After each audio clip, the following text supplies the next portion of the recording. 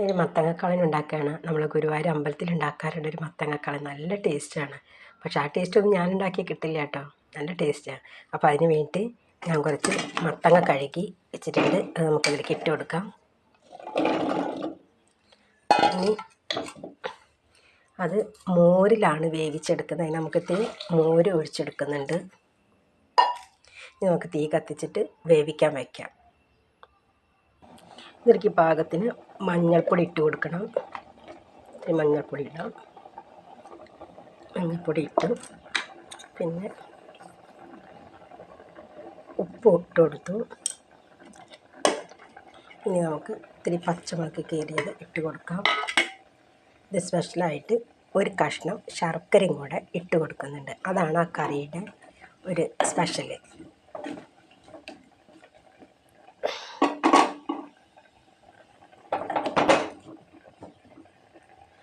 നമുക്ക് കുറച്ച് നേരം അടച്ച് വെച്ച് വേവിക്കാം. ഇനി നമുക്കതിലേക്ക് ഒരു നുള്ള് ഉലുവപ്പൊടി ഇട്ട് കൊടുക്കാം. പിന്നെ ഒരു നുള്ള് ജീരകപ്പൊടി ഇട്ട് കൊടുക്കാം.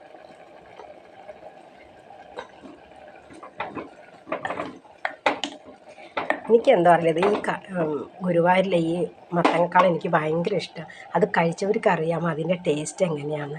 നല്ല ടേസ്റ്റുമാണ്. എനിക്കത് ഭയങ്കര ഇഷ്ടമാണ്.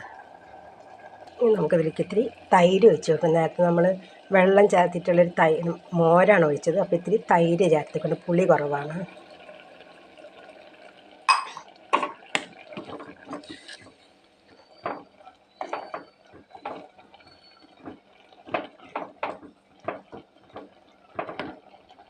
ഇനി നമുക്ക് അതിലേക്ക് അരച്ച് വെച്ചിട്ടുള്ള നാളികേരം ചേർത്ത് കൊടുക്കാം.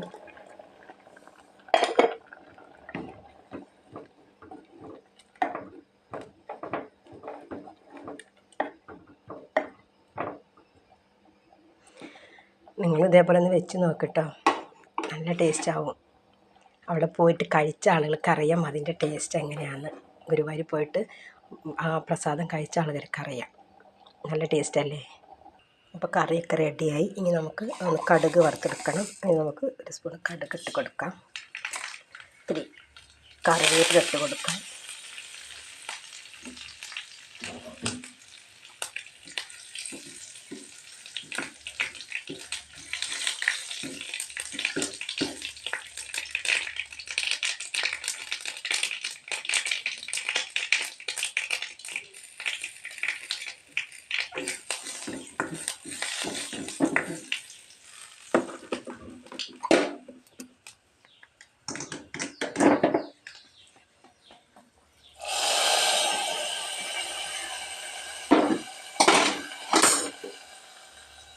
അങ്ങനെ മത്തങ്ങക്കാളൻ റെഡിയായി.